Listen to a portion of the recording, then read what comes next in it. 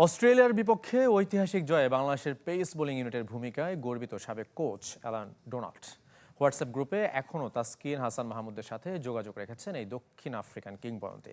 মোস্তাফিজের test খেলা উচিত channel 24-কে দেওয়া একান্ত সাক্ষাৎকারে জানিয়েছেন হোয়াইট লাইটনিং।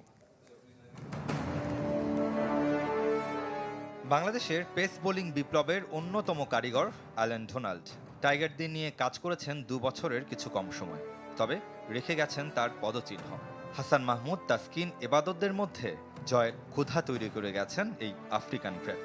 তাই তো ডারউইন টেস্ট জয়ের পর তার ভূমিকা আবারও সামনে এসেছে। হাজার মাইল দূর থেকে মুগ্ধ হয়েছেন শিষ্যদের পারফরমেন্সে। সময়ের তারতম্যের কারণে আমি হাইলাইটস দেখেছি। কি দুর্দান্ত বোলিং পারফরমেন্স ছিল। এই পেস বোলিং আক্রমণের সাফল্যে আমারও কিছুটা ভূমিকা থাকায় আমি গর্বিত। হাসান মাহমুদ, নাহিদ রানারা তখন জাতীয় দলের দরজায় কড়া নাড়ছে। রাসেল ডমিঙ্গোকে বলেছিলাম ওদের ভবিষ্যৎ উজ্জ্বল, সেটা ওরা প্রমাণ করেছে। বাংলাদেশ টিম ম্যানেজমেন্টের সাথে সম্পর্ক চুকে গেছে ঠিকই, তবে এখনও তাসকিন, নাহিদ রানাদের খোঁজ নেন ডোনাল্ড। আত্মবিশ্বাস বাড়ানোর কাজটা ঠিকই করে চলেছেন পেশাদারিত্বের গণ্ডি পেরিয়ে।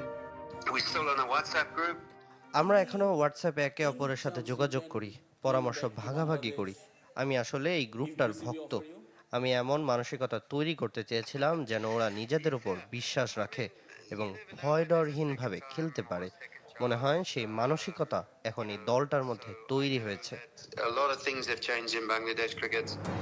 অ্যালেন ডোনাল্ডের সময়কালেই টেস্ট থেকে বিরতিতে যান মোস্তাফিজুর রহমান। গেল 4 বছরে আর ফেরা হয়নি। তা নিয়ে আক্ষেপ আছে হোয়াইট লাইটনিংয়ের। আমি সব সময় চেয়েছি পেস বোলিং ইউনিটটা যেন বড় থাকে, সেক্ষেত্রে কেউ ইনজুরিতে পড়লে বিকল্প নিয়ে যেন ভাবতে না হয়। এই যেমন নাহিদ রানা ইনজুরিতে পড়ায় তার পরিবর্তে চমৎকার পারফর্ম করেছেন এবাদত। লাল বলের সাথে মুস্তাফিজকে যুক্ত করা গেলে দারুণ হতো। ফিজের টেস্টের প্রতি আগ্রহ কম কিনা তা জানা নেই, তবে ওর লাল বলে খেলা উচিত। ম্যাকাইয়ে দারুণ কিছু করে দেখাবে টিম টাইগার, সেই অপেক্ষায় Alan Donald. Redwan Shuyeb, channel 24।